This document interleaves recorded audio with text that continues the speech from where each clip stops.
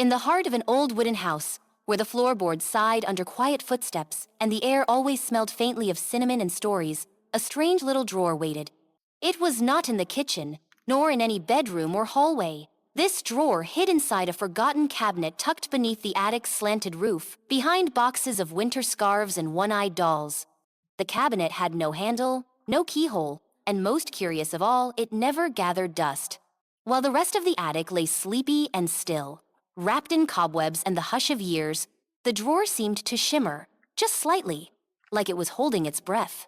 One rainy afternoon, the kind when the world outside turned silver and soft and the windows whispered with droplets, something changed. A small golden beetle with wings as thin as rice paper scuttled across the floor and paused in front of the cabinet.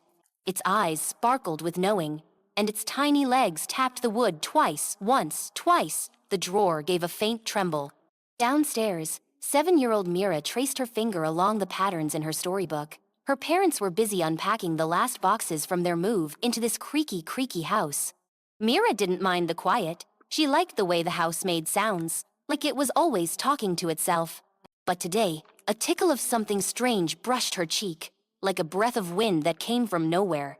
Above her, the hidden drawer clicked. It was the softest sound, no louder than a falling feather, but it sent a flutter through the attic shadows. The golden beetle slipped through a crack and vanished. And somewhere, deep inside the drawer that no one remembered, a tiny crown blinked open its eyes. Mira had always been curious, but today, her curiosity buzzed like a honeybee with too much sun. She followed the feeling, something like a tug behind her belly button, all the way up the narrow attic stairs. The wooden steps groaned politely under her weight, not in protest, but like they were surprised to feel feet on them again. As she opened the attic door, dust motes floated like glittering fireflies through the shafts of light. The air smelled older here, tinged with secrets. She stepped carefully between towers of boxes and crates, her eyes drawn toward the back of the attic, where the light seemed dimmer. That's when she saw the cabinet.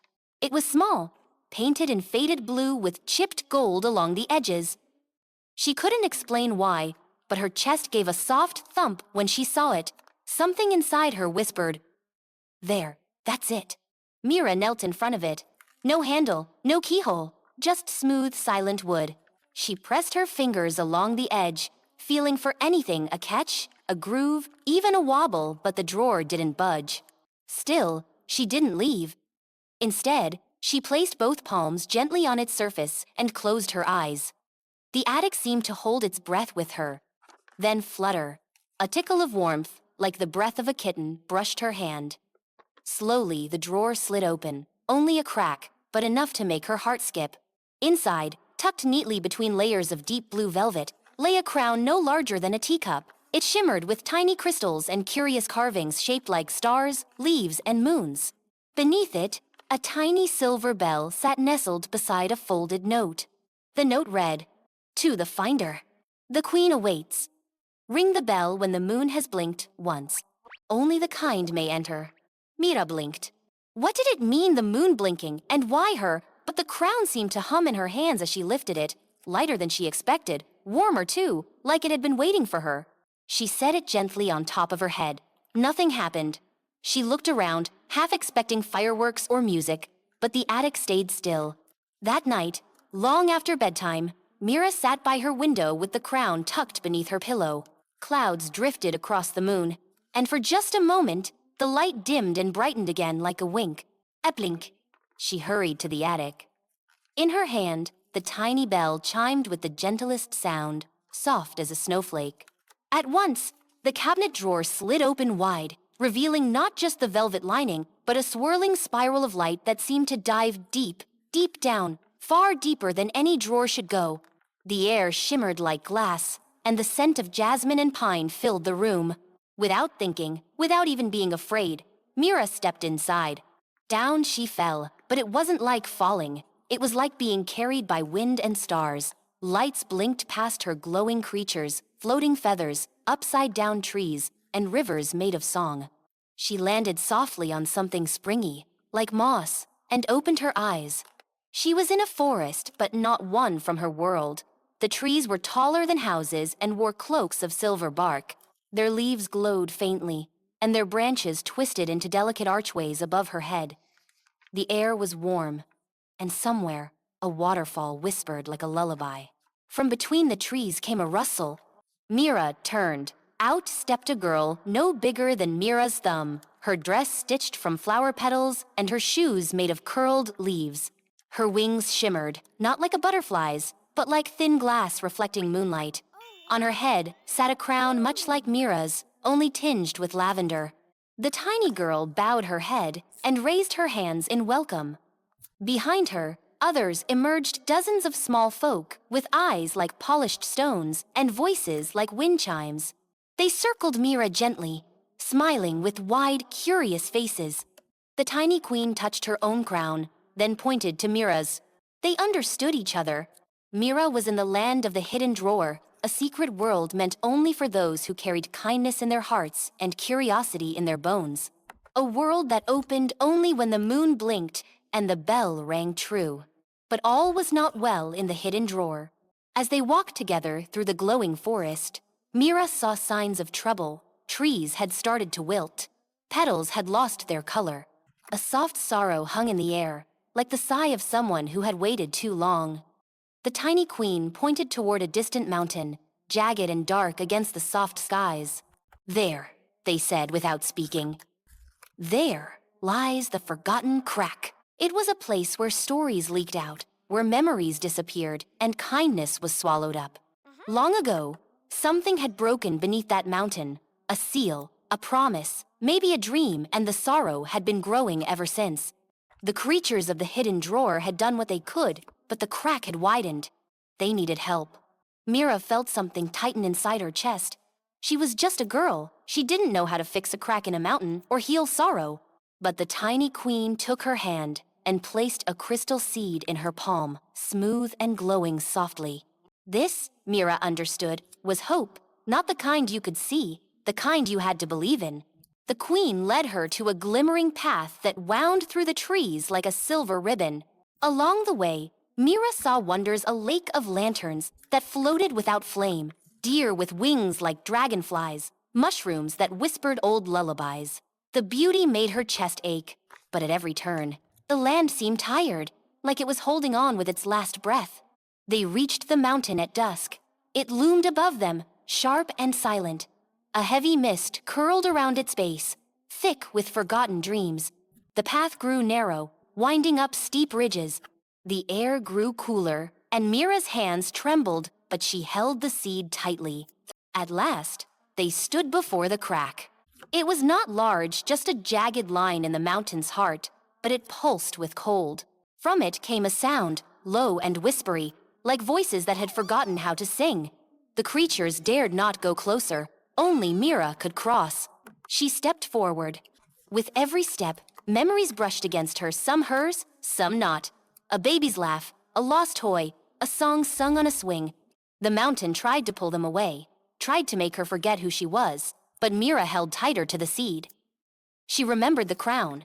She remembered her parents' warm hugs. She remembered stories read beneath blankets. She remembered kindness. And then, just as the mountain's wind rose into a wail, she reached the crack and placed the seed inside. The light burst outward, not in noise, but in warmth. It spread like a blanket, soft and golden, pouring into every corner of the land. The crack sealed with a sigh, and the sorrow melted like frost under sun. Mira fell to her knees, the crown slipping from her head. But she was smiling. The ground beneath her glowed gently. And far below, the trees began to bloom once more. For a moment, everything was still. Mira knelt at the base of the mountain, her fingers resting on the place where the crystal seed had vanished into the earth. She felt the warmth pulse once more beneath her palm, like a heartbeat. The wind that had once howled around the mountain was silent now. The mist had lifted. The mountain no longer loomed, it stood, proud but peaceful, as though it too had taken a deep breath for the first time in ages.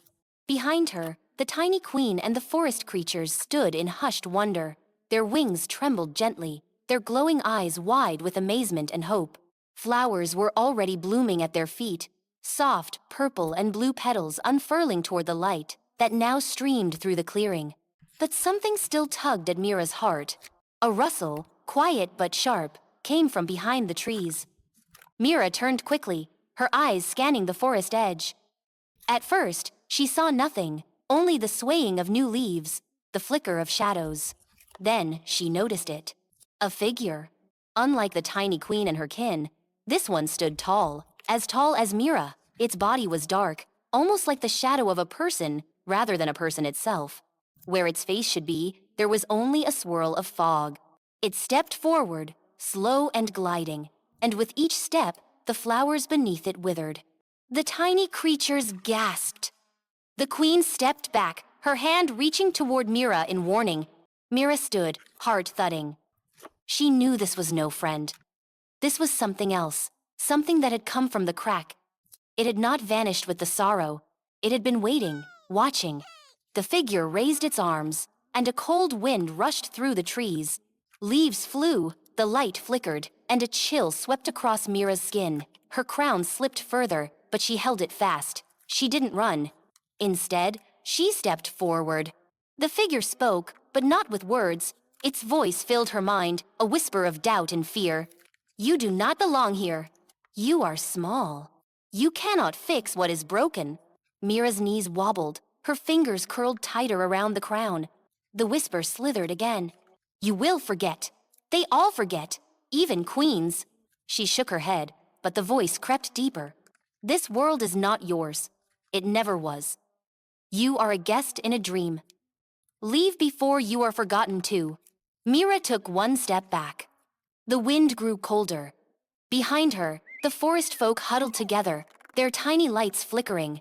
The mountain seemed to shudder again, and a new one began to form at the edge of the clearing. Fear coiled around Mira's ribs. But then, something warm pressed against her fingers. It was the crown. She looked at it, truly looked. It wasn't grand, it wasn't glittering, it was soft gold, simple, with tiny symbols etched around its rim, stars, moons, leaves. Not for ruling, but for remembering. Not for power, but for care. She placed it on her head once more, and as she did, her memories flooded back. Strong and bright the smile of her mother when she made pancakes in the morning, the way her father carried her when she fell asleep in the car, the scent of her old blanket, the joy of helping her neighbor find a lost kitten, all the little pieces of kindness that had shaped her. She remembered herself. The figure hissed, the wind howled louder, branches snapping, the new crack spreading like a spider web. But Mira walked toward it, her eyes locked on the swirling face. You are not truth, she thought. You are fear, and fear only grows in forgetting. The ground trembled, but she did not falter. The closer she came, the smaller the figure seemed, shrinking as if Mira's light pushed it back. Its edges wavered. It hissed again, louder, more frantic. The wind tried to blow her away.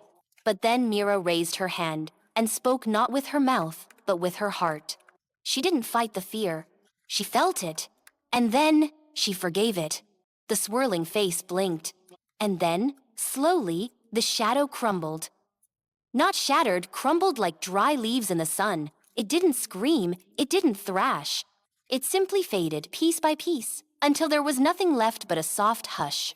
The wind stopped. The crack in the ground sealed itself, line by glowing line. The light returned, stronger than before. The tiny queen stepped forward, her eyes wide with wonder. She looked at Mira, not in awe, but in gratitude. Then she bent slightly, a gesture of deep respect, and placed both hands over her heart. The forest creatures followed. One by one, they came forward with gifts, not things, but gestures. A feather placed at her feet, a swirl of glowing dust, a flower that bloomed only at night.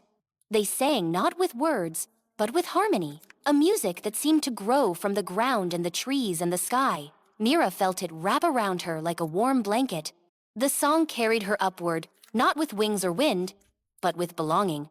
She closed her eyes. When she opened them, she was back in the attic. The cabinet drawer was closed.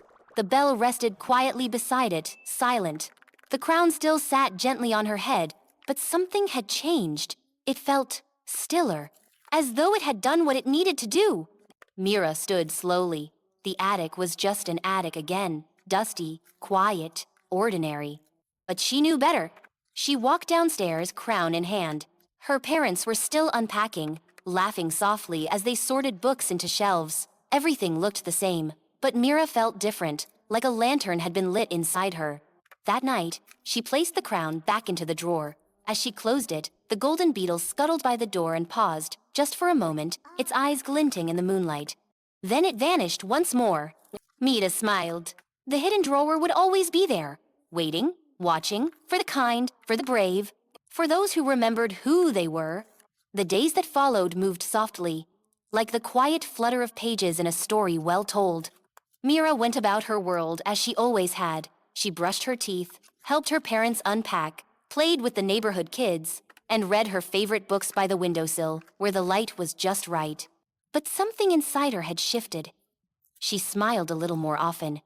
She listened more closely when others spoke. She noticed the small things, the way the wind moved through leaves, how a lonely classmate sat on the edge of the playground, how her cat purred louder when gently brushed behind the ears. The memory of the hidden drawer lived in her like a dream that never quite faded.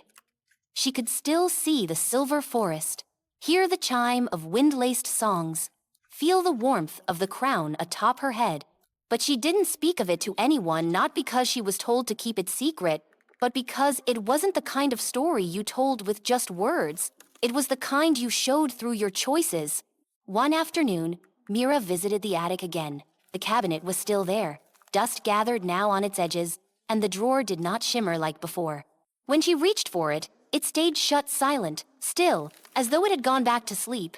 She placed a gentle hand over it and whispered a thank you, not expecting an answer. Yet the air warmed slightly, and a faint sparkle, almost too soft to see, drifted across the floor like a tiny farewell. Mira turned away, her heart content. The hidden drawer was not a place to visit again and again.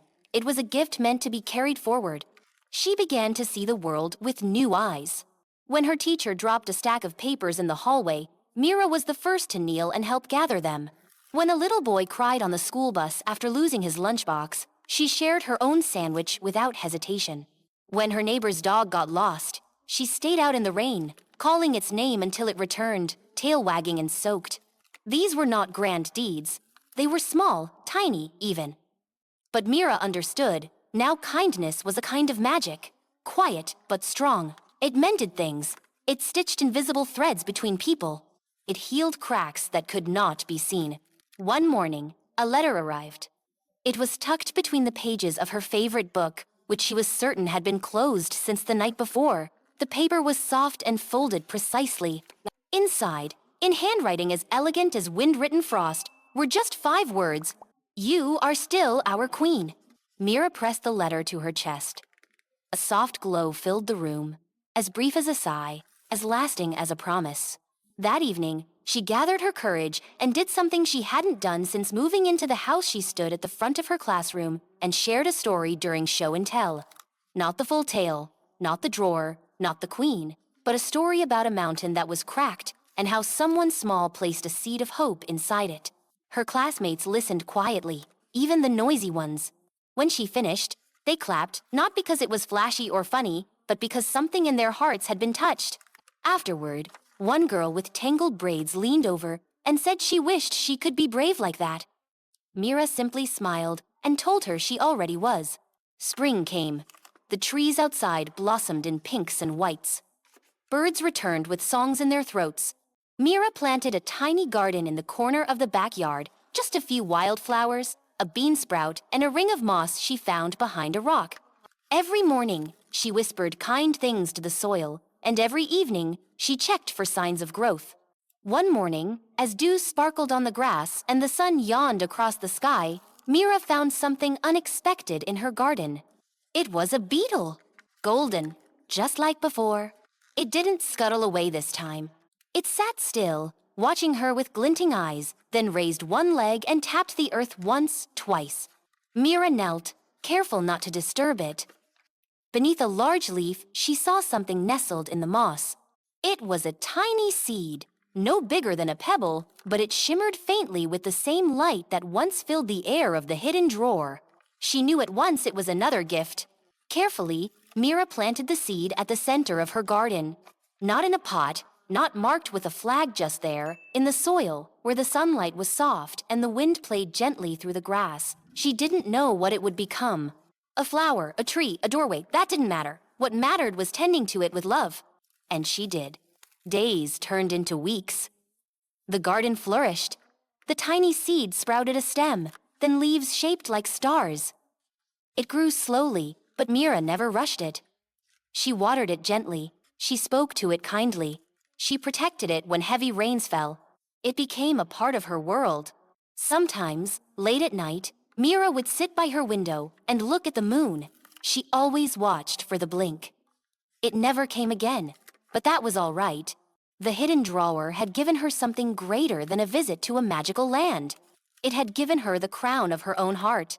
And that was a crown she wore quietly every day, not on her head, but in her actions.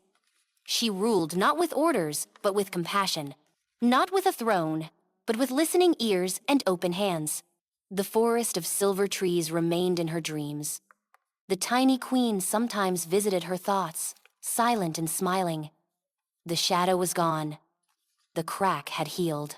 And Mira had grown not taller, though that would come in time, but deeper, kinder, braver. In the quiet of the attic, the cabinet waited. Not open, not closed, just still. Like a book whose next chapter had yet to be written. Because somewhere, someday, another child might hear a faint click in the silence, might feel the tug of wonder, might open the drawer when the moon blinked. And if they did, they would find not just magic, they would find themselves.